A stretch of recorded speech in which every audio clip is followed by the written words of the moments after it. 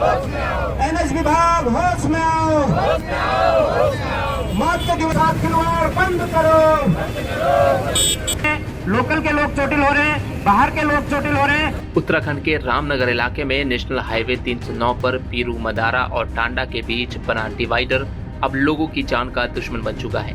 वजह है कि इस डिवाइडर पर ना तो कोई लाइट लगी है और ना ही रिफ्लेक्टर, जिससे रात के अंधेरे में ड्राइवरों को ये पता नहीं चलता कि सामने डिवाइडर है या नहीं।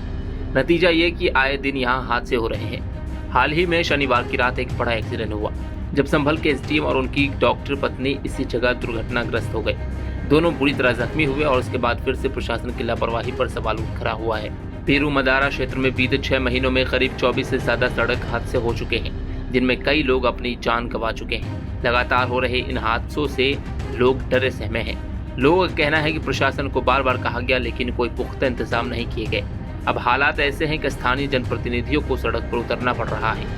ब्लॉक प्रमुख मंजू नेगी और ज्येष्ठ उप प्रमुख संजय नेगी ने समर्थकों के साथ एनएच 309 पर सांकेतिक धरना देकर प्रदर्शन किया।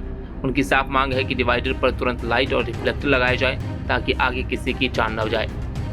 धरने में ब्लॉक प्रमुख मंजू नेगी ने कहा है कि यह मसला नया नहीं है, लंबे वक्त से नजरअंदाज किया जा रहा है। बार बार हादसे हो रहे हैं और लोग जान गंवा रहे हैं। उन्होंने कहा कि हमारी पहली प्राथमिकता यहां से गुजरने वाले लोगों की सुरक्षा है और प्रशासन को तुरंत डिवाइडर पर सिग्नल और लाइटिंग का काम कराना चाहिए।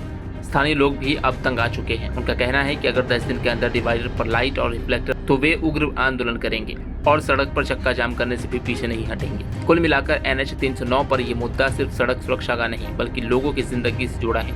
अब सबकी नजरें इस बात पर टिकी है कि सरकार और प्रशासन कब तक जागता है और कब तक यहाँ के लोगों को सुरक्षित सफर का भरोसा मिलता है। उन्होंने धरना किया है, लगातार दुर्घटनाएं बढ़ रही हैं, कई लोग की मौत भी हुई है, कई लोग चोटिल भी हुए हैं। तो किस प्रकार का आश्वासन आपको दिया गया? देखिए, जिस तरीके से टांडा चौराहे पर और तिरुमदारा चौराहे पर डिवाइडर बनाए गए हैं, ये डिवाइडर मौत के डिवाइडर हो गए और यहाँ पर आए दिन दुर्घटनाएं हो रही हैं। लोगों को जो डिवाइडर है वो डिवाइडर बिल्कुल दिखाई नहीं देते, क्योंकि उस पर ना वहाँ पर कोई लाइट है, ना वहाँ पर रिफ्लेक्टर है, ना ही वहाँ पर रेडियम की कोई व्यवस्था की गई ताकि वो दूर से दिखाई दे। आपने देखा होगा परसों एक एसडीएम साहब यहाँ पर संभल के एसडीएम साहब थे, उनकी पत्नी कितनी गंभीर रूप से जो है घायल हो गई है। तो 1.5 साल से 2 साल से हम मांग कर रहे हैं कि इन डिवाइडर को ठीक किया जाए, इनकी उचित व्यवस्था की जाए, नहीं तो इनको हटाया जाए।